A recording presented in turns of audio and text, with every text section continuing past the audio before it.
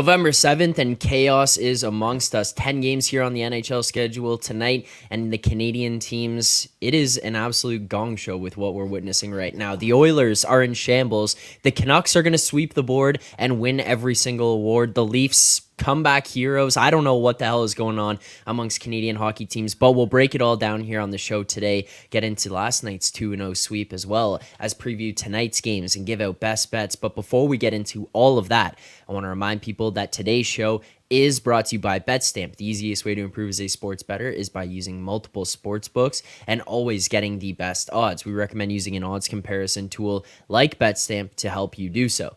BetStamp compares odds across every sportsbook, whether it's for games, futures, or player props. You can save time and money by checking BetStamp before you bet, so make sure to download the app today. It is available on iOS, Android, as well as on the web, so make sure to check that out. If you are looking to sign up for a new sportsbook account, please check out the offers available at betstamp.app/edgework or hit the link in the description. That is betstamp.app/edgework. If you sign up through this page, it does help support the show. I'm looking at a lot of stuff going on here in the chat. If you are here in the chat right now, you haven't hit the like button, I'm going to throw out a challenge. You know what? I always just say hit the like button, give us some likes. Fuck that today. 50 likes. I want 50 likes on this stream by the end of the show. Like, let's get us to 50. We're talking about Jeff McBride coming in here, bringing up the fact that check the Edgework history since 6-7 since Saturday. We lost one bet. And by the way, that was Rob Pizzola who lost that bet. Just comes out of nowhere, says, you know what, I'm going to stop being an NFL guy for a day. I'll give you guys a pick. Loses, the only losing pick that we have on Saturday. The rest of the Edgework team just remaining on fire. So we're just handing out winners here on this show. We've had such a great start to the season. If you enjoy the content, hit the like button. Let's get ourselves to 50 likes here on the stream today. That would be appreciated. Kanish, I'm going to go to you here. What's going on with the camera? I don't know, man. This is just an awful start to the day. I'm like geared up for the show, and then fucking kid wakes up from his nap. My wife's on the phone. I gotta run out screaming bloody murder, and now my camera's not working. Like, just let's hope the bets are better than the tech problems and the life problems going on right now. Because what a start to the show. My bad. We started late, everyone. That one is on me. It's all good. Don't worry about it. I'm seeing a lot of talk about this, so I think we might as well get into it. But I see Aaron Lappin here bringing up, I don't know if any one of us had a night like this last night. Canucks 6-2 correct score plus 3,500, and Canucks to win by 4 plus 1,400 helped them have a nice night last night. I mean, that is a pretty good night there. So congratulations on that one. I see Rich H, good vibes in Canuckland. So money. How has it been 5 seconds? We haven't talked about the Canucks. Well, so money.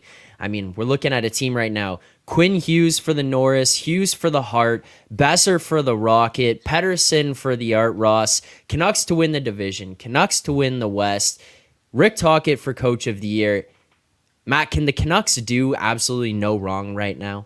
Well, so the answer to So Money's question, right, is because I haven't said words yet. That's why it took longer than 5 seconds. Right. That's pretty much it. Because had he not suggested that we talk about the Canucks, both in the chat and yesterday in the chat, I was going to burst in and talk about the Canucks again, honestly, whether they had won or not last night. But of course, with the goaltending matchup, Demko v. anybody involving the Oilers between the pipes, it was probably an inevitability that they were going to win by 4 goals. So that's an incredible call there by our guy, Aaron. I don't know. Can you? What books will allow you to parlay all of these things together? Should we just get that cooking right now? A Norris Hart. I'd even throw the Selke. The old same team parlay instead of the same game parlay. How is Elias Pettersson not coming home with the Selke this year? Right. Let's throw all those together. No, I mean, honestly, like, what could possibly go wrong, right? This early in the season for excitement about the Canucks. We talked about it a couple of weeks ago as far as their metrics being like maybe not ideal, particularly on 5-on-5. And you saw last night, right? The high danger chances were, I think, 9-8 Oilers. And Demko stopped all 9 on the Oilers, and the Canucks scored 4 out of 8. Right, the robust 50% high danger chance conversion rate 5-on-5. So maybe it's a little bit pumpy the breaky type situation here, But honestly, for me, what happens if all of these guys finish second, right? What if and listen, there would be like naked men in the street celebrating Cale Makar leading the league in points and plus minus and all of the stuff that Quinn Hughes is doing right now. But because it's Quinn Hughes, right, nobody believes it could possibly keep going. But if it was Cale Makar, we would just, there'd be statues just lining the street. All these guys are probably going to finish like second or third in the awards. But you know who isn't? And when all those guys finish second and third, I should say, you know who is going to win an award? That's our guy, Talk Adams, right? Rick Talk is going to get the credit. If everybody on the team is just remarkably better than they were in the previous years, who's going to get the credit for that, right? Rick Tocchet. And of course, we're not late because we were early on grabbing Rick Tocchet at 25-1 to win the Jack Adams. But right now, he is the favorite at about 6-1. So if there's anything that can maintain here, it's just kind of like the sort of baseline quality that they're at right. Well, maybe not right where they're at right now. It's a bit much, but at least something close to where they are right now. Demko keeps playing great. I think he's like 6 goals clear of Jeremy Swayman for GSAX for the season. I don't think he's going to win that by 40 goals. But again, if all these guys just kind of keep playing the way that they're playing, which that's maybe a bit of an expectation because theoretically how well the Stars are playing. I don't know. All of a sudden some money is just out on metrics altogether. Yeah. Convenient. Like honestly, I just think this is a team that is maybe actually playing, I'd say above their potential, but at least close to their potential going forward this season, which is all anybody's asking for out of a coach.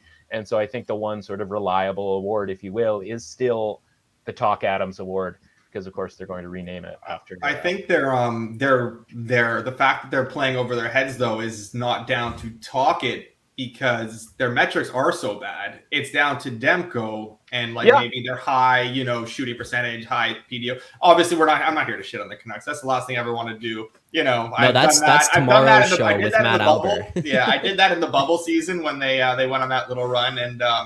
Last time Demko was awesome, by the way. I think I'm still banned from bars at Stanley Street there in Vancouver. So I'm gonna I guess you can't go to the parade then. No, definitely so not. Money tweeting out thinking the parades makes sense to start at Stanley Park, and he's already got the route pin down there. Their PDO is like insane though. I haven't seen one this high in quite a while. They're shooting 13% at 5-on-5, and they have a 954 save percentage. That is tops in the league, tied with the Habs, and tops in the league shooting percentage. So that's wild. As I sort of look at kind of Vegas and the Rangers and some of these teams, right, who we're consistently quote unquote down on because of their expected goal share not being what we expect it to be. There is something to be said for coaches coming in and putting guys in the correct place, whether it's on the power play or the lines together, where you can convert these at a little bit higher rate than expectation, right? Like, I think we kind of just go, oh, it's luck that, the Golden Knights go 2 months in the Stanley Cup playoffs with just scoring like every possible chance that they get, essentially, right? And then, of course, they start that again this year and they go on that run. Same thing with the Bruins, right? It's like, the Bruins metrics are better than those two teams, but they certainly weren't to the degree that their regular season record has been for the last, season plus year. So I just wonder sometimes that we kind of get too caught up, and I'm, certainly guilty of this, that we get too caught up in the idea of expected goal share and high danger chance share. And I would like to wait in my stuff a little bit more for a team that can be higher percentage as far as, taking care of those chances. And there has to be something beyond kind of luck that the same teams are the ones that are taking advantage of these chances. And maybe under Tocchet, if the goal is to be like the Golden Knights and to be like the Rangers, obviously the Rangers, not that great last year in the playoff, but, if the goal is to be one of these teams that we just kind of look and be like, oh man, I can't believe they're winning these games.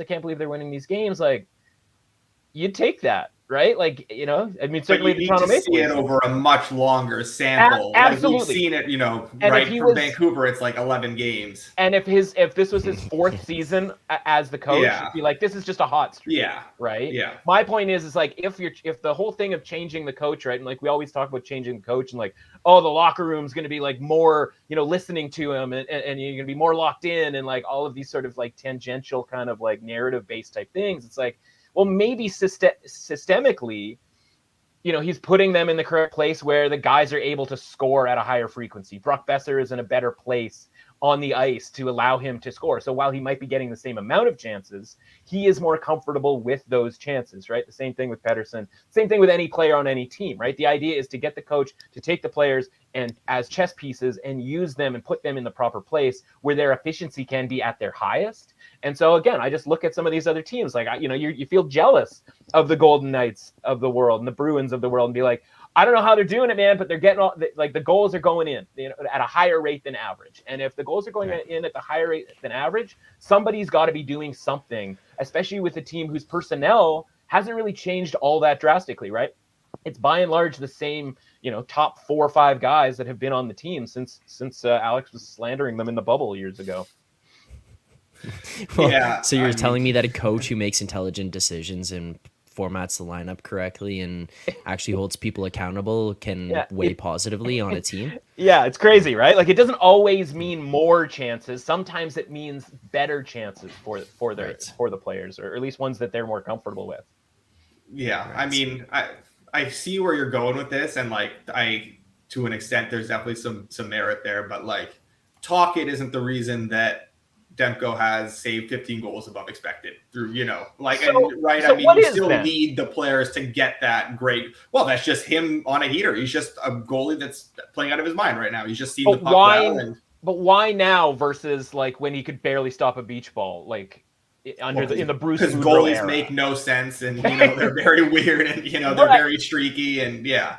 Right. And it doesn't necessarily have to be Talkett, right? Maybe it's an assistant coach under, you know, and again, I don't know enough about the sort of the goaltending coach situation in Vancouver, right? But like all of these things, it isn't just one guy. Part of winning quote unquote coach of the year is the staff that you bring. As Alex knows, now that, you know, Kevin O'Connell is making a run here at the NFL coach of the year, part of that is bringing Brian Flores in to completely revamp a defense, right?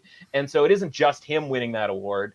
And it isn't just, you know, Talkett winning the award. It's everything kind of within a coaching staff, getting the best out of the players. And again, we might look back at this and, you know, Demko ends up finishing with like, you know, a +5 GSAX by the end of the season. It all kind of, you know, finds its level, if you will, right? But like, there has to be something to this beyond just like, yeah, he's on a heater. And oh yeah, Quinn Hughes also on a heater. And so is Pettersson. And so is Besser. Like just everybody's on a heater. Like that's my point, right? If everybody's on a heater and this goes, you know, maybe again, not to this degree, but like throughout the season, then the guy who should be getting the credit for it, when all these guys finish like 4th in their individual awards, is going to be Talkett. But again, that's reflected in the market. So it's not like I'm saying you need to run out and grab him at 6-1 to win the Jack Adams right now. So, you know, somewhat. Yeah.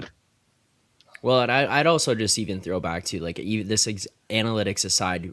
Remember, I think it was game 3 or 4 of the season when they lost to the Flyers 4-1 in Philadelphia on their return. It's like, you know, that means a little bit to Talkett. He was one of the, like, he's a Flyers legend, was part of the character and attitude that was part of that team. And then he goes in there with the Canucks, comes out after, and basically is like, oh, I don't like to use the word, which, by the way, he loves to use the word. If you've seen him in any interviews he's done, he loves to use the word, but he's like, I don't like to use the word soft, but we played kind of soft here. It's like, oh my God, 4 games into the season, he was calling out top end guys here for playing soft, and it's kind of an opportunity for them to turn around and give him the bird, and they didn't. They responded and came back out. They play hard, they play aggressive, they give it everything that they have every time they're on the ice. It kind of just filters through some of that stuff. It obviously is just a different piece of the conversation, but it just filters into it's the identity of the team. It's such an unfathomable concept for a Canucks team to do that, right? Like character players respond to that stuff, right? Like when Babcock calls out other guys, maybe, you know, doesn't exactly have the same effect. Instead, the coach gets fired for calling guys out sometimes. So, you know, you can go either way. Well, that might have had stuff more to do with checking through phones and looking at pictures and stuff than maybe some of the other things that we realized at the time. But fair enough. I get where you're going with that. We got a ton of games here on the schedule, so we got to get through to those. So we'll move off the Canucks. So money. Hopefully you got your Canucks fill for this morning. But I do got to touch on one other Canadian team. We talked about them yesterday with Alex B. Smith, but it's unavoidable at this point in time. We just talked about the Canucks there for a good amount of time to open this show. Huge win for them last night, but it's the team that's on the other end. This Edmonton Oilers team right now feels like they can't get saves, they can't defend. Now all of a sudden they can't score.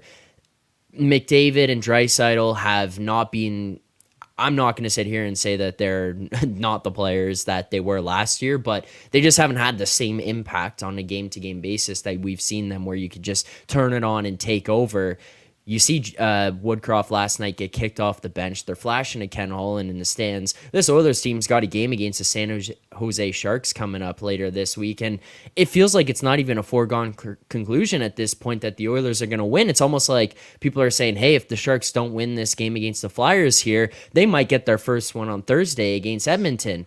What kind of state are the Oilers in at this point in time? And Moretto, if you're looking at this team, like, we talked about the panic meter yesterday's show, but what the hell do you do in Edmonton to respond or get yourself out of this mess? Obviously, you need to address the goaltending in a big way. That's a problem. But like, I'm not full on panicking over this team.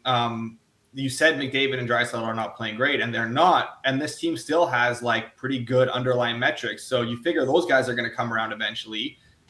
I mean, those metrics are only going to get better. Like, their luck has to turn eventually. Skinner is having a really rough go of things to start the year, and Campbell's basically unplayable right now. But, like, I mean, there are a lot of teams because of, you know, the way the roster crunch and everything worked this year and the cap stuff and the waivers and everything. There are a few teams that are kind of carrying three goalies. They were scared that, you know, maybe Tampa's going to claim one of their guys off waivers if they get moved. So there are guys available for trade. Like, I'm looking at even just like a Montreal, like, go out and get someone like a Jake Allen. Obviously it's easier said than done, but I think you either have to stay the course right now for Edmonton, which I don't think is the worst thing in the world, because again, it is only 11 games. They've played 3 of them against the juggernaut Canucks. So, you know, really they didn't have a chance at any of those. You either have scoreboard would certainly indicate that. Yeah. I mean, you know, they've had a tough go of things, obviously, and their schedule has been pretty daunting. Like, obviously, games against the Canucks, but they played the Rangers, they played the Stars, they played the Preds twice, our Preds twice. So, I mean, things will turn.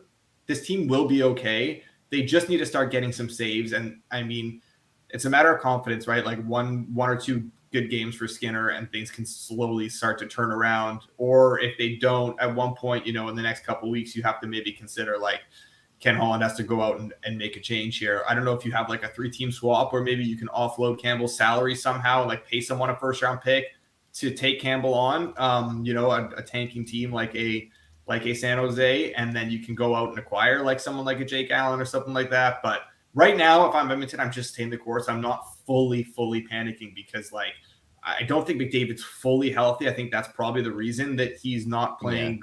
Yeah, there. I don't think that. I think that's kind of why. I mean, yeah, the bottom 6 is terrible, but like the team, their underlying metrics are still not bad, and we've seen teams with terrible bottom 6s. You know, not to name any teams in particular that can still like you. That's not a doom. Like, that's not like a death sentence for a regular season. You can you know, have a lot of success in the regular season without death. It's when the playoffs come around that you kind of need that. Yeah, they're effectively at this point just the reverse Canucks, right? Where it's like they're, for whatever reason, not converting the chances that they're getting. And that's something that probably will come around, because when you have Connor McDavid and Leon Draisaitl, like, that's the type of thing that I wouldn't worry about. So Alex is totally right.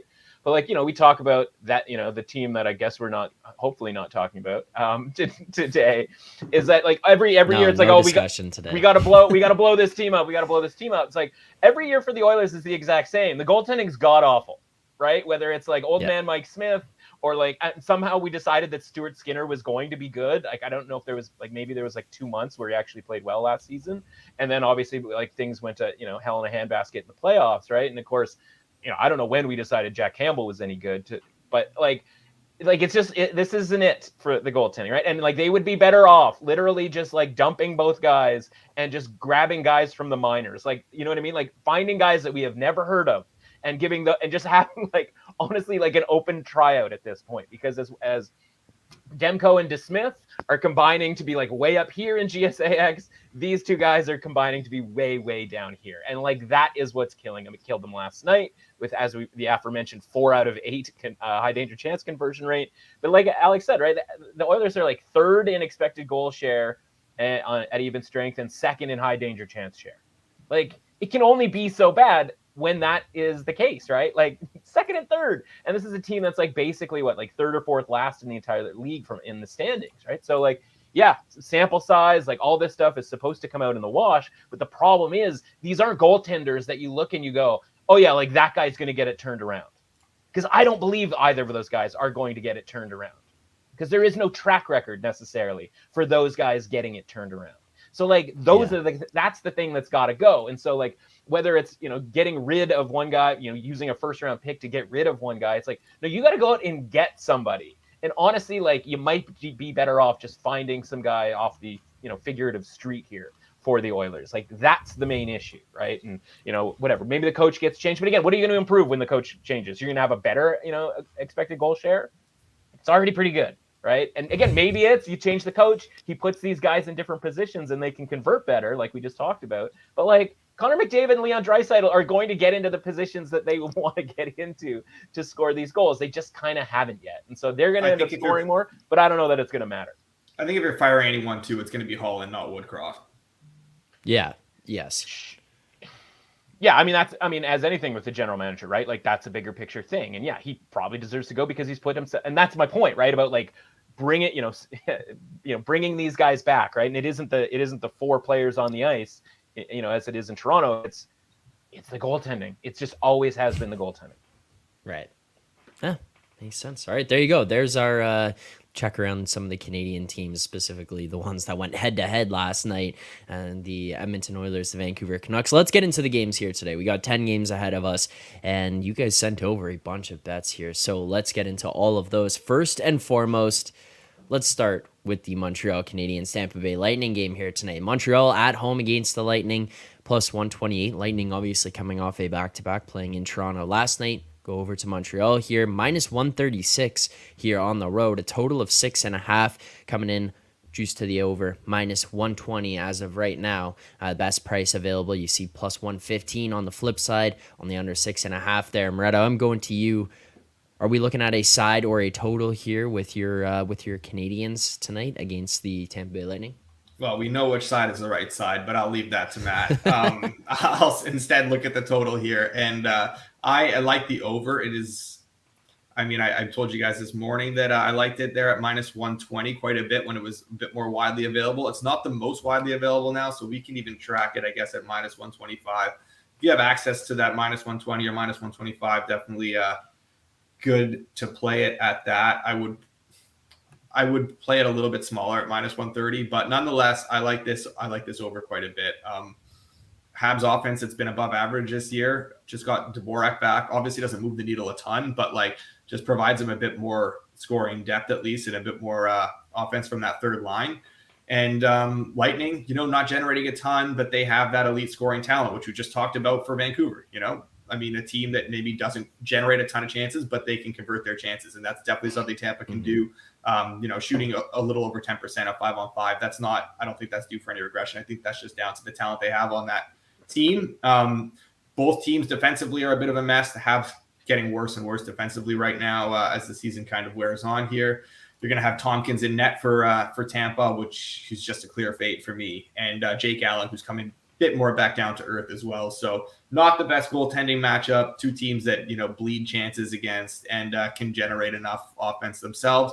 I think, both teams getting to 3 here is very, very attainable. And then beyond that, I think we can see a pretty high scoring game here for sure.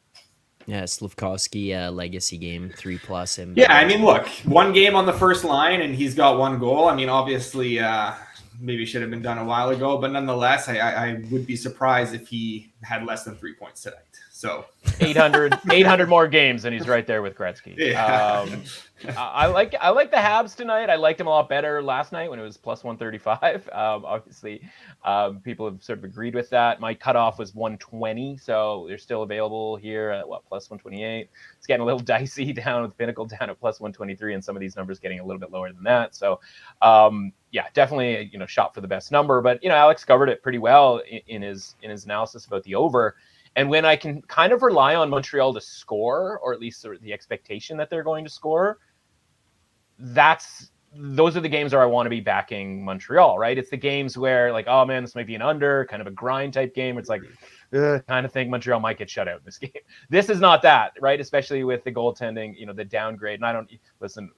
Johansson just gave up 6 goals last night. If this is a downgrade, God help the Tampa Bay Lightning. But I think it is, and I think that wasn't initially priced in. Obviously, second night of a back-to-back as well. Not that I think these, peak athletes in their 20s. I think we sometimes overrate the back-to-back, but I don't think that was necessarily priced in along with the goaltending element here. So, again, I think the market probably agreed with me when it was plus 135. So there's still a little bit left here with Montreal, and that's where I'm on. There were even some plus 160s at this time yesterday at really, really soft books that people decided to bet into for some reason and really destroy the market. Yeah, so thanks everybody. And some incredibly low limits. So but here we are. Uh-huh. All right, there you go. Game 1 on the schedule for tonight, and we got 2 best bets. So we locked those in. You can find those in the BetStamp app in the Find Better section as Edgework HQ. So make sure to check us out there. You can see all the picks from last season into this season, how we've been at throughout this point in the year, as well as you can see our 2-0 day yesterday. You get notified every time picks go out as well. So make sure to check that out. But I mean, guys, I'm just going to push on this again. We got about 70 people watching right now. There's 37 likes. What are we doing, it's guys? Pretty simple math to me. Yeah. Like, I asked for 50. We got 13 more likes here. Like, just come on. Tap away. Get us to 50 likes by the end of the stream. It does help support the show. Don't make Zach swear again. Alex, give it a little tappy. Zach swearing. Alex is probably getting a divorce based on that. Like, throw some guys some likes. Like, please help a brother out. I had the Jets last night. That might be worse than the divorce and Zach's breakdown with his mustache. Like, this is a tough scene. I'm doing this for a good cause. I'm raising money for Movember. That's what I'm doing. That's why I have this. So yeah, it looked disgusting for the show and entertainment purposes, but also to raise money for a good cause. That's what I'm doing. Thank you. All right. Trying my best. All right, let's go to another game here tonight with a team that I feel like we've gotten a little bit disgusting with in the past, and that would be the St. Louis Blues at home here tonight, plus money against the Winnipeg Jets, plus 125 as of right now, a total currently sitting at 6. You see some 5.5s across the board. If you're shopping around, you can even find some 6.5s out there. So very wide range of outcomes here for the total on this one, but currently sitting plus 125 in the St. Louis Blues. Matt, what's your look here in this one? How are you trying to get involved in this game?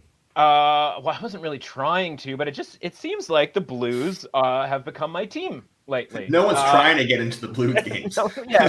Nobody's dying to, but it does seem that they keep popping up here as a team that I'm betting on. As you referenced, Saturday's almost sweep of the board. I was on the Blues against the Habs. Sorry, Alex, but it's for the greater good. Got to support the brand here. You got to overcome Rob's losers, Right. I don't love that, like, the market kind of going against me here, being into the Jets. But honestly, like, maybe that's what just this is that people liking the Jets. And I think I said this last week, or at least one of these weeks here, where it's like I like the Jets before the season started. And the market just seems to be betting them kind of almost every game here. Not that I've been like super locked in and tracking every Jets game, but it does certainly seem like when I am on this show, it's like, who are the Jets playing? Oh, I guess I'm going against them. Part of that is just because like I'm not thrilled with Connor Hellebuck this season, right? And that could be a lot better. At plus 125 here, that's certainly a bet. I had this down to plus 110 for the Blues, who have won their last 2 games for me. And the previous 2 games at the Avalanche, at the Canucks, losing those 2 games pretty handily, think you can excuse because I don't know who's better right now between the Canucks and the Avalanche, but obviously I'm saying that with tongue firmly planted in cheek. They got a road win against the Flames before that, so they won 3 out of their last 5. They lost to the Jets back in Winnipeg. I think that game was a little bit closer than the scoreboard necessarily entailed. So yeah, at this price, listen, it might go a little bit longer here as people keep piling into the Jets. Give me the Blues again. Let's see if we can make it 3 in a row as Blues with a pretty good price. I don't think they weren't underdogs against the Habs, so I almost said as underdogs, but it was short enough to the point where it felt like we were getting underdog price. Well, all right, there you go. There's another best bet locked in here. Insight also bringing up Robert Thomas, another former London Knights star in the show, another Aurora boy in the show. We grew up playing hockey with him there, so yeah, there you go. A little connection from the hometown into the NHL. If you go to the Dairy Queen in Aurora, there's photos of him holding the Stanley Cup up there with his broken wrist at the time from that Torrey Krug hit and all that stuff. But Zach just turned into Ron McLean. Is now teammate. Yeah, I know. I did. I pulled a Ron McLean. We got to do this show from like somebody's rink in their backyard with Zach, with a toucan and if we can for pull some that reason off for the hockey winter, gloves. He's wearing hockey gloves in somebody's backyard and holding the mic. If we see how many tragically hip references he can get into one monologue. They're not just hockey gloves; they're hockey gloves from like 1963, just old leather. I'm going to script out the entire show for tomorrow and just have the most insane mapping of references from one to the other, where he goes from like someone he knew back when he was 8 years old that turned into someone working at a grocery store to someone passing away to a song title to the Oilers Canucks game. And it happens within 10 seconds. That's what I'm going to do for tomorrow. People are always so amazed at Ron. But anyways. Yeah. People are always so amazed that Ron has these like at his quote unquote fingertips every Saturday, as if the guy working 1 day a week doesn't have time to prepare this sort of stuff in advance. Well, it's like you also hop on the biggest broadcast in the entire country on Saturday night, and this just comes to you in the moment. Like, you might have 6 days to prepare this stuff, and an entire lifetime, by the way, of knowledge and whatnot. But anyway. All right, next game here. I'm gonna throw this one out to both you guys because we have been Predators all season long. I'm just gonna get it out of the way, but we've been Predators all season long. I looked at the number last night. Obviously, it's moved now for into this morning, but I was thinking, this one might be one we got to get on Nashville here. Kind of moved out of the way. I feel like maybe that's part of why this is something you sent over here this morning, Matt. But maybe Moretto can push back on it at all. I'm interested to hear your thoughts. But Matt, why did you like the Flames here this morning? Honestly, like most everything else, just kind of a numbers play, right? The number has gotten below minus 130, minus 129 was the kind of target, if you will, and we are below that now. Honestly, it's not really that much more complicated than that. I know we get, you mentioned that we are quote unquote all Predators. Like, I haven't really been there with you guys outside of the Canucks fiasco of 2 weeks ago. That's right. Yeah, we've gone through counseling and maybe some electrotherapy, that sort of thing. Honestly, just this is a Flames team that I'm not really all that into either. It's just kind of a matchup between two teams that are solid meh for me, but at such a low price for the home team here. Obviously, the Flames coming off the win against the Kraken on the road, scoring 6 goals for the Flames seems like something that is almost unheard of for them. But for them to do it, maybe they found something here to get the offense going here a little bit. And Nashville, I think we've potentially maybe overrated Nashville a little bit. And that may be why we're getting the price that we're getting here. So yeah, I'm on the Flames as a small favorite here. Moretto, before we go into it, are you in opposition of this one? Just because I look like a Predator. I mean, no, I do have a small Preds bet, but at numbers that were available a bit more this morning. Again, not a big play, but like when it was in the plus 120 range. I still lean that way, but I don't really love it at current. Nothing I'm dying to bet. For me, the Flames are just a pure stay away still right now. Like they're just on my do not bet list until, I know they won on Saturday and maybe they do start to right the ship all of a sudden, but like I think we said the same thing about Edmonton. They won a game last week, and I can't believe we're talking about Edmonton. Like, they actually won a game last week, but like, they won that outdoor game. McDavid came back and they beat the Flames, and it was like, okay, maybe now they just like figure things out. Haven't won since. So Flames winning on Saturday doesn't exactly, take them off my do not bet list here. I have no interest in them, especially against a Preds team that has been playing very good hockey. Their scoring has been an issue, and now going up against Marchand, who's playing really well, is not an ideal matchup for them. But like, they are generating a ton, and they're not giving up much, and they're playing pretty good hockey. So I am not joining Matt on this one. We have a small head-to-head, but yeah, I honestly, I guess maybe outside of the fact that the pricing has just gotten in there. And listen, looking at that board, right? I mean, more than half of those books are sort of outside the price range that I'm willing to back. The Predators, right? But obviously a pretty prominent book has kind of the best price. I just look at the Predators, and again, it's kind of I don't want to say my new thing here, but this thing that I'm like kind of looking at where it's like, okay, they generate all these chances, but like, is this a team that I think can, score and convert those chances at a league average rate? And I just don't see that with the Predators, right? And it's like, okay, if you're going to just be below average, you can be above average at expected goal share, but if you're going to be below average at conversion rate, and I look at the personnel and I just go like, what about that is going to turn around, right? Whereas I look at the Oilers and I go like, oh yeah, I can pretty easily find a path for the Oilers to turn around their high danger chance conversion rate. The Predators, it's like, yeah, man, like I'm really glad you're like working hard and you're being scrappy and at bigger underdog prices against maybe better teams. I'm looking to, make that bet because I'm getting that price, and you might be the better quote unquote team on that night, and maybe the puck goes in for you, and maybe Saros keeps the puck out.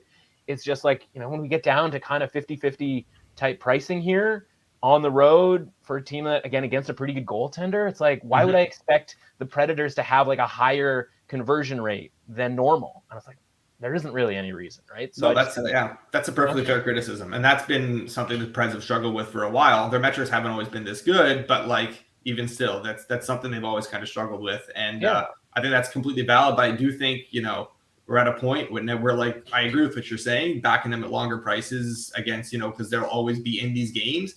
I don't know if we're at a point in the market with the Predators where they're gonna be priced like that anymore. Well, just sure, because of how they have been playing and because of how their metrics have been. So I think the ship has somewhat sailed, which is unfortunate. Yeah. I was going to say, and isn't that kind of the problem, right? Where it's like, well, they're just no longer bettable because they don't get good, you're not getting good prices. Where it's like, honestly, that might be kind of a relief, because then we just stop losing, money on betting this team that's 5-6 on the money line this season. So, I don't know. I haven't checked to see if they're profitable necessarily because of the plus money prices that they're getting, but like, certainly hasn't felt like they've been all that profitable on games that we've bet on them in Tuesdays. Yeah. All right, so we'll lock that one in under minus 130 there for people looking for that. That is the Flames money line. Minus 124, we'll track that on. And, we've beaten Predators this year. We've bet on the Flames. And, it's just an opportunity to learn from yesterday, live for today, hope for tomorrow. The important thing is to not stop questioning. That is Einstein. Albert, that is. And tonight in Calgary, Alberta, we will have an opportunity to get answers to some of those questions. Well, I love it. National treasure. That's a TikTok right Zach there. Phillips is the national treasure, everyone. Let's get one of those hats with the flaps and the I don't even know what they're called. Just do the grapes point. Just do the grapes point to end it up. All right, there you go. Moving on. I had to try to fit one of those in. It felt topical. Felt like it was in the right moment, but just pulled up Albert Einstein quotes, and that was the first one I saw. All right, moving on here. Another pick locked in. Moretto, we're going to go back to you on this next one. I'm going to take a look over to the New York Islanders game here tonight. This is typically being these Wild Tuesdays, Kings Tuesdays. We don't have a Kings game tonight, so unfortunately no bet on that. But we're looking at the Wilds game here. I was waiting for a Wild bet to come in, but you're not really looking at the Minnesota Wild side tonight here. Why is that?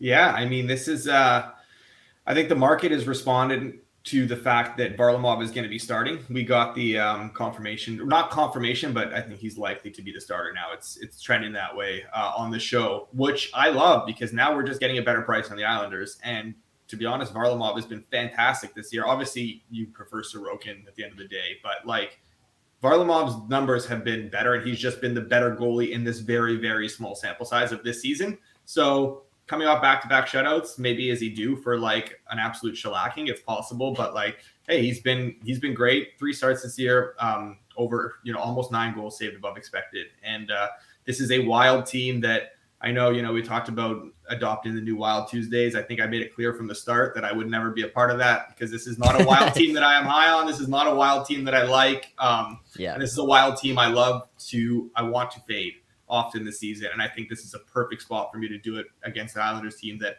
I do like, and I do like the way they play. And at home here, getting an even better price than I was willing to bet them at because of the fact that Varlamov's in net. Yeah, I think this is a nice look. So we'll lock in the Islanders for a full unit here. All right, Islanders money line locked in. Matt, I know you're a big proponent for the Wild Tuesdays, but any pushback on this one tonight? No, the price is right for me. I just kind of wonder, whenever backing the Islanders, right? Like, it always kind of comes down to the argument about the goaltending and them sort of being this team that's going to win sort of low scoring games, not give up much. It's like, shouldn't we just, anytime we like them, especially when they're kind of a favorite, shouldn't we just bet the under? You know what I mean? Like, yeah, right. And it's like, we take out the element of like the Islanders actually having to score. Just, I don't know, just kind of thinking out loud there. And it, it certainly doesn't mean every game. I just kind of mean like, if they're, a minus 170 favorite, then, that's obviously not the case here. But like, when the price is better to bet the under than it is to bet the Islanders money line, I kind of think maybe just betting the under is the move. But listen, the Wild are not dependent though, no, because like, the Islanders have played super low event games, and you would think, under would make sense. But like, I can see playing a Wild team that has been generating a lot, but has been an absolute mess defensively and in net. Maybe like this is, offensive explosion sort of game for the Islanders, because they are capable of scoring goals, right? So I don't love the under here. And again, that's not, I agree. I see the logic, but I think matchup dependent as well, because it's kind of impossible to play an under on a Wild game right now. Okay. Yeah. Honestly, I just sort of look at it and go like, I agree with the matchup dependent part, but yes, obviously, like if the Wild are a sieve, then that's a bad matchup for the under. But it's just, I just look at it and I go, man, if I like the Islanders to win, I'm sitting down, I'm going to watch that game, and I'm going to lay like minus 140, minus 130, something higher than that. I'm like, I kind of really just hoping they don't give up many goals, right? Like, that's, because again, I'm not expecting them to win like a 6-5 game, in overtime when they come back from down 4-1, and their fans have given up on the entire season, and it's, there's a miracle comeback. Yeah. No, I see the point. And if this was like they were playing like Calgary or, someone like that, I would definitely be looking that way. But I think like Wild games are averaging like some insane amounts. Like they're scoring a lot and they're giving up a ton of goals. It's crazy right now how bad they've been defensively. Like they just can't keep the puck out of their net. Fair point. All right, there you go. Another best bet locked in. Let's move on to another one here where we've got a double. You know how these go here on these Tuesday shows. They go well because we're going to back them with positive energy. That's what we need from the chat. That's what we will have here today. I'm sick and tired of all this shit about, everyone's on one side here. It's not going to go well for us. Forget it. It's going to go well for us here tonight. We're looking at the Arizona Coyotes Seattle Kraken game tonight. Matt, talk to me. Why are we all Kraken tonight? Listen, the fundamental difference, Zachary, is last time, 2 weeks ago, when we all were just piling in against the Vancouver Canucks, we forgot that we were going up against Jack Adams. Honestly, let's give him the award right now. Alex knows where I'm going with this. Vesna, Norris, Hart, Rocket. Great talking. This time, we are not going against a Jack Adams candidate of current or past. We are on the side of the one true Jack Adams winner from last season, even though he didn't necessarily win the award. That's the Hackstall, and that's why we're going with the Kraken. No, honestly, fundamentally, what else is it, right? It's same sort of deal here. Price that I can get. My target price is minus 110. It's minus 105. Again, there's a lot of minus 110s just sort of sitting there. I'd still make that bet at that point. Once you get into like the minus 115, minus 116 range, you're getting a little too rich for my blood here on a Tuesday night where we're going to have, somewhere between 4 or 5, maybe 6 plays. Pricing matters. Minus 105 is good enough for me here on Dave Hackstall's Kraken.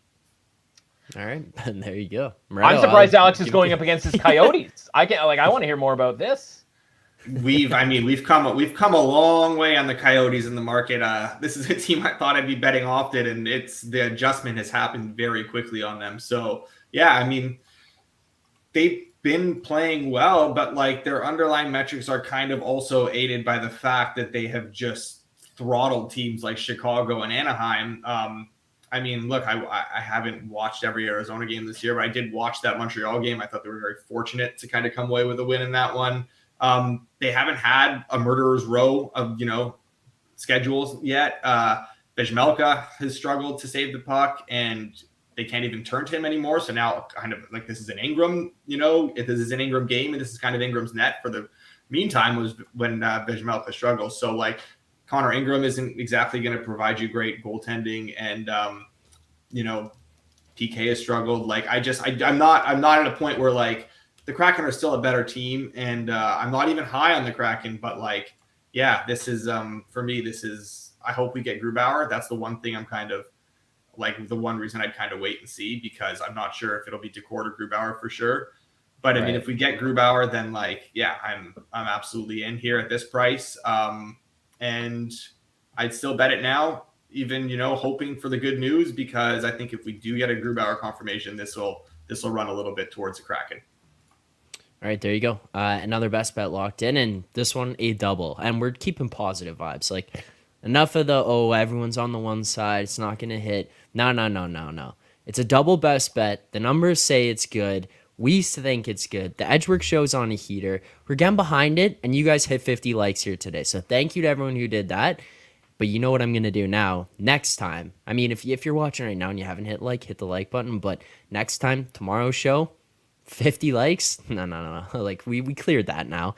75 tomorrow. That's the next goal. So we'll keep pushing. We'll keep moving along. But we have a couple more games here tonight. One more for sure best bet. And then we'll close off with one that I feel like you guys were waiting. For those of you who know Tuesdays and know Matt Russell, you're waiting for one specific game. But before we get to that one, let's talk about the Colorado Avalanche, the New Jersey Devils. Colorado at home here tonight, -170. The Devils currently sitting +159. A total of 6 right now, just to the over on that one, -115. Matt, talk to me. What are you thinking about in this game? Where are we placing our bets tonight? I don't really understand. It's less about like what I think. It's kind of more about what you guys think here. Like, why are the Devils +150? No Heischer, no Hughes. Is it like? I guess that's. Yeah, I guess you're right. I guess that's big. Yeah, I guess that's fair. I know I look at this and I go, Colorado just. I don't know that they should be laying this much, given some of the results that we've seen. I mean, I'm not going to overreact to losing 7-0 on the weekend at the Golden Knights, who are obviously just, basically unstoppable. But, that's 3 shutouts in their last 4 games. I mean, that seems like something that you would want to sort of go against when it comes to like laying like a -1, when -170 is kind of the best price for the a team factor. Yeah, well, yeah, I guess the do factor is deep into it here. But listen, the Devils are deep enough that in a 1-game sample size against a team that's having trouble scoring right now. I just kind of like it at the pinnacle price here, figuratively and literally at +159 here. So I was really more with something that we wanted to discuss for a team that obviously Colorado's reputation is what it is, but like.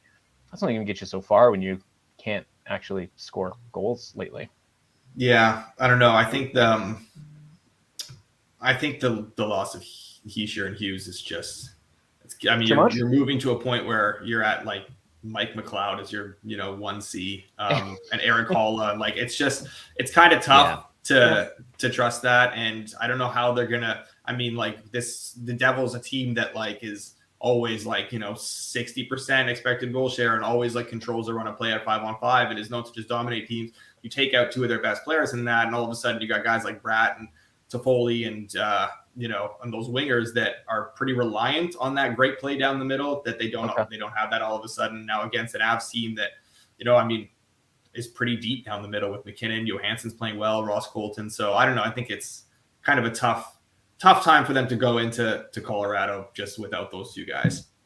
Yeah, fair enough. Not a bet that I had made, just one that, looked interesting to me just based on the fact that, again, obviously, it's honestly would be less about the Devils. I mean, obviously, there's an element to the Devils where, because it's like, yeah, I think that's their deep team structure, et cetera, et cetera. Mhm. But it's like you look at an Avalanche team that, again, has been shut out in 3 of their last 4 games, and you're like, it's more like I really don't want to be laying that kind of a price with Colorado versus and I'm not advocating betting Colorado here either. That's not definitely not advocating for that either. No. Yeah, but it's like we talk about it in football too, where like, and you don't hear about it as much in hockey, but like football, you have like 2 or 3 big injuries, but they're all the same position. That cluster of like, now all of a sudden, like it's like when you're losing 2 guys up front, you can absorb that, but when they're both centermen, I mean, if they're both wingers, okay, maybe they're both centermen, like that's tough. That's really tough. That's a good point. And a good point as far as like the effect that it has on the other players around them, right? And that obviously is the nature of the centerman position. So fair points. Yeah. Let's leave it off the board. So are we take it off the board? We're not no bet here. Come on, no bet. Just worth a discussion. That's all. Definitely. All right. There you go. So we'll move on from that one. But Matt, people have been waiting. They waited the entire time. And as Ralph Waldo Emerson would say, do not go where the path may lead. Go instead where there is no path and leave a trail. And a trail you may leave if you are the one to be betting on the San Jose Sharks tonight. Take us inside the tank. Is that where you will be placing your bets? Well, Zach, I can see her lying back in the satin dress in a room where you do what you don't confess. Sundown, you better take care. If I find you've been creeping round my back stairs. That's not me. That's the legend Gordon Lightfoot. And we're going to want to tread lightly underfoot when we go Disgusting Brothers style. Oh, no. The Disgusting Brothers. Don't call us that. We're going to confess that I kind of like the Sharks tonight. Yeah, This is a thing that's happening. Get into it or get on out. Listen, is 0-10 great? No. Okay. 0-11. 0-11. Whatever. Okay. At this point, doesn't matter. Right? Zach and I are wondering maybe they go winless the entire season. Would that be objectively awesome? Yeah, it absolutely kind of, yeah. Not even kind of. It absolutely would. Giving up 10 goals in back-to-back games. Is that something that we should be really interested in? No, probably not. But that's the point, right? And the point here is, and I give this advice when I talk about football, it's like when you see a point spread and you look at that point spread and you go, man, how is this one team not covering this game? And everybody piles into the same point spread. The important thing to remember is that the point spread is created because it is basically a 50-50 shot, right? Like that is the great equalizer. So every time you look at a point spread, remind yourself, that there's a 50% chance of this happening and a 50% chance of that happening. And that can kind of ground you in the idea that like maybe this one bet isn't just necessarily like the easiest thing in the world. So when you look at it, and Zach and I were talking about this off air, and the Sharks are plus 160, right? What's the best price? Yeah, fire that up, 168 right now, best 168. Price. And we're looking at that price and we're like, is that enough? and the thing to remind yourself is like, if it wasn't enough, everybody would just be piling in here on the Flyers and we would all like get rich, right? Like this is not only is it not is it a fair price, it's beneficial on the Sharks, because what did we expect at the start of the season? The Sharks to be bad. We expected the Sharks to be the worst team in the league. Now, have they absolutely like hit that level and more? Sure. Because of the 10-1 losses. Sorry, 10-1 and 10-2. I should give them credit for that second goal. That's clearly the basis of this handicap.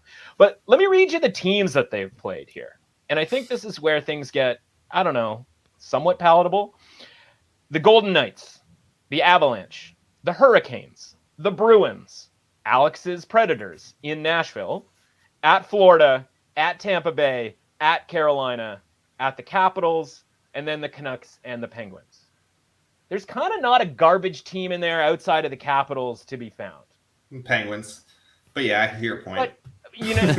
But, yeah, and that's an Alex Moretto garbage, squad. And, I think Sidney Crosby and Evgeny Malkin would probably get, offended by that. So the point is like none of those teams have been a home game against a team that was rated, sixth worst in the league, right underneath Arizona, right underneath St. Louis. And yeah, like the Philadelphia Flyers have played a lot better in the small sample size that we have seen from them.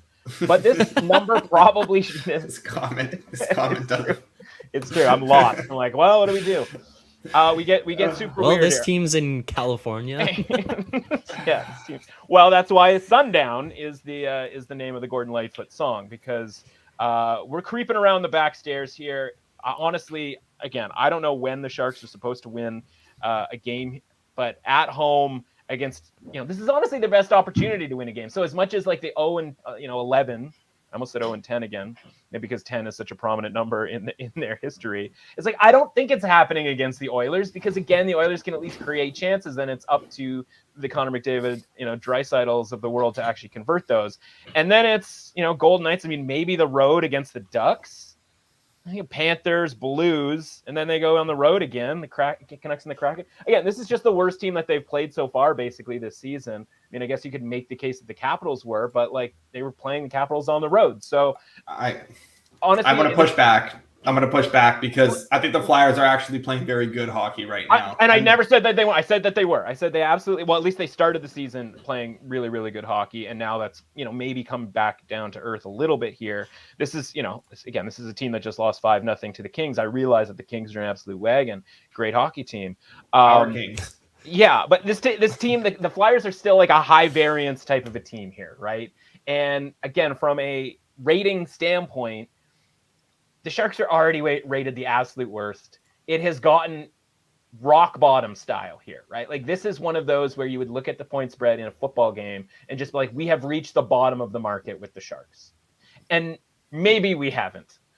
Maybe there is a deeper place to go. But like plus 160 at home against the Flyers or against any team that was sort of preseason rated in that like bottom 5, bottom 6 of the league, I shouldn't say has to be, the bottom of the rating here.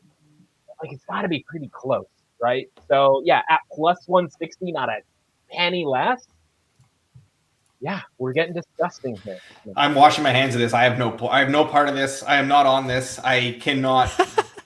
I wouldn't bet the Sharks with my worst enemy's money right now. It's so squarish, and it just feels like.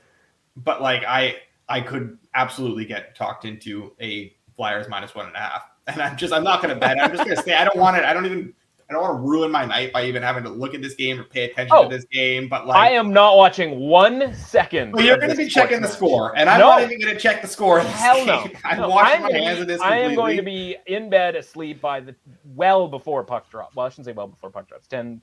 Assuming puck drops around 10:35. I am not watching 1 second of this. I'm going to wake up tomorrow and be like, oh, they lost 6-2. Okay. Because you know what? It's one bet. But at this price against this team and this setup and where the market is on the Sharks, like, you don't have to do it. I will. Okay, here's a fun exercise. Here's a fun exercise. To do it. I will bet the Sharks tonight if you can name me 2 guys that play defense for them. But honestly, that's the case for like 90% of the league. So that's not saying much.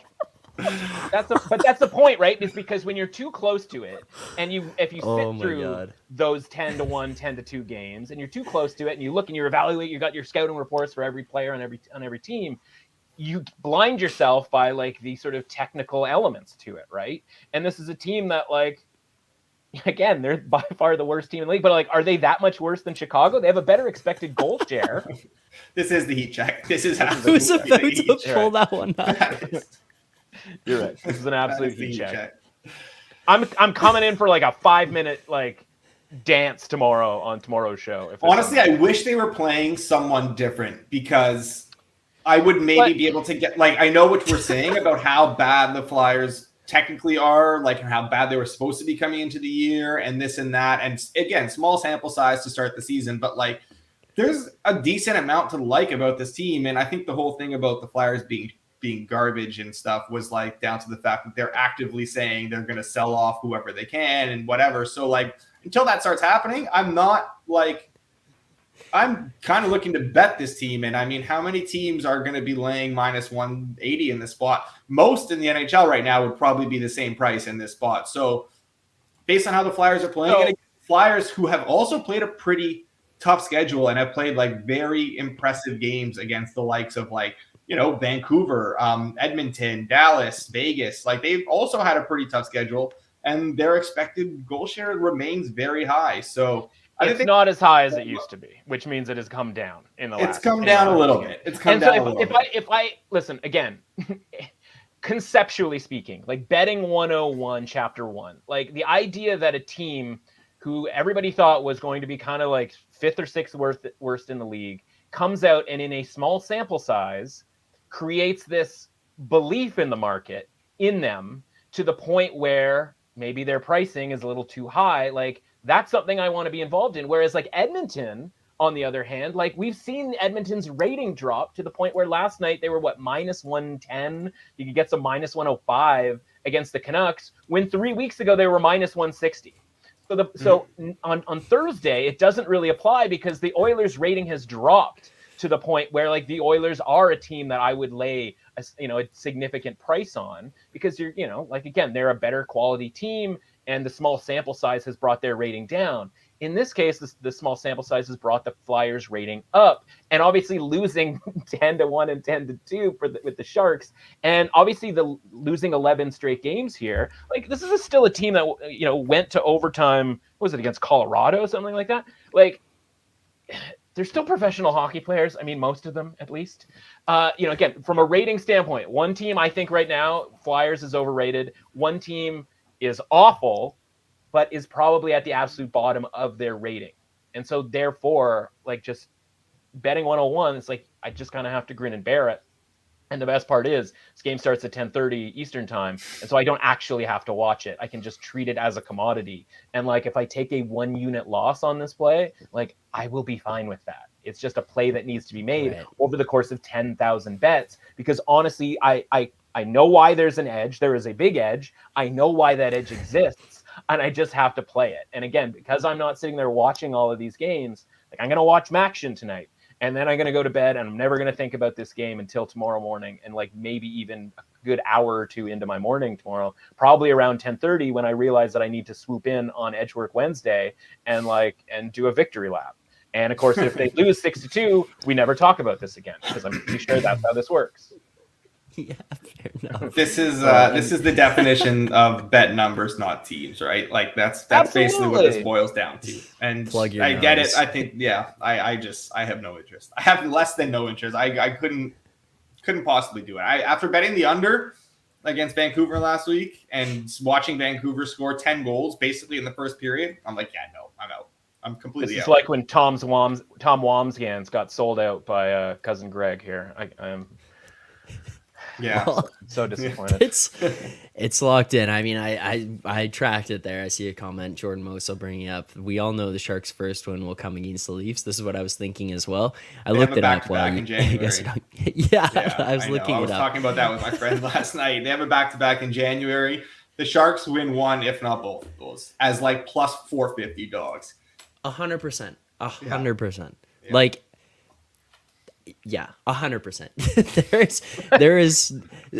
I will be Sharks minus 1.5 in those games again. Like those will be just an absolute joy to bet. Why is that a home and home? Could we find a more messed up home and home? No, it makes no Sharks sense. Leafs? It makes no sense. They go on that Western road trip from January. I'm just looking at it right now, so I know they go January 2nd.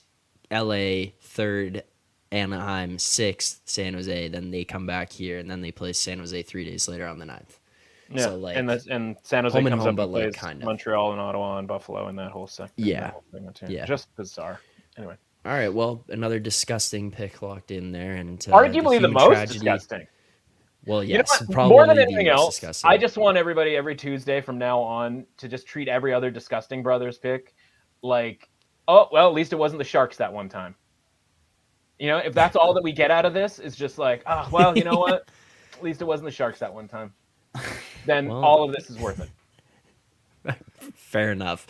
Well, The human tragedy consists in the necessity of living with the consequences under pressure, and under pressure we will be tonight as we have laid this just disgusting pick with the San Jose Sharks. So, yeah, there's the end of my quotes for today. I've had enough of that. It's not as fun as I thought it would be.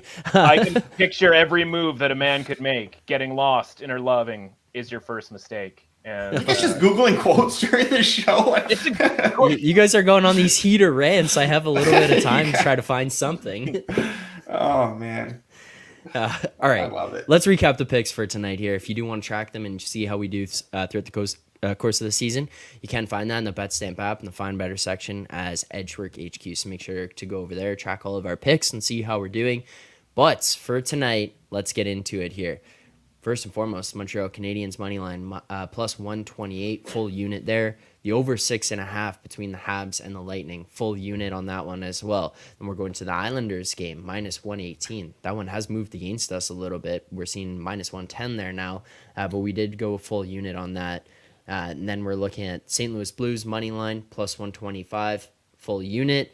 Calgary Flames minus 124. Against the Nashville Predators, full unit there as well. Seattle Kraken, minus 104 against the Arizona Coyotes, full unit as well. And finally, the pick you all waited for. You waited, all 75 of you, through the end of the show. We went a long show here, and everyone stuck through to the end. A lot of people hit that like button, so I do appreciate you all. But the San Jose Sharks, nonetheless, against the Philadelphia Flyers, plus 167, a full unit a full unit on that one.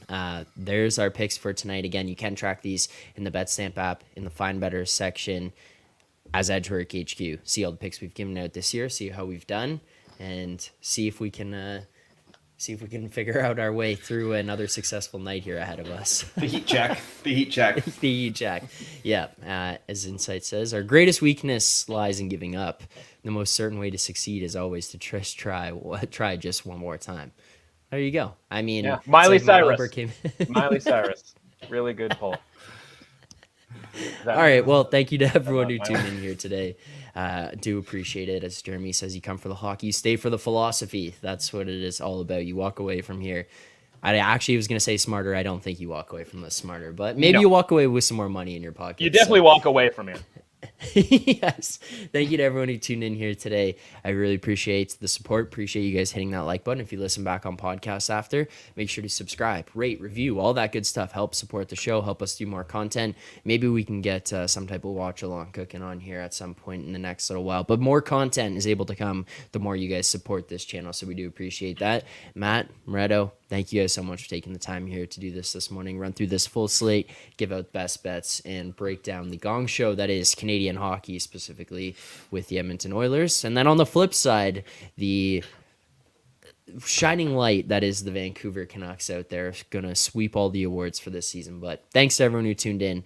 Appreciate it. Enjoy the games tonight. Good luck on your bets. We'll see you guys back here tomorrow morning, 10:30 a.m. Eastern time. Let's have a day.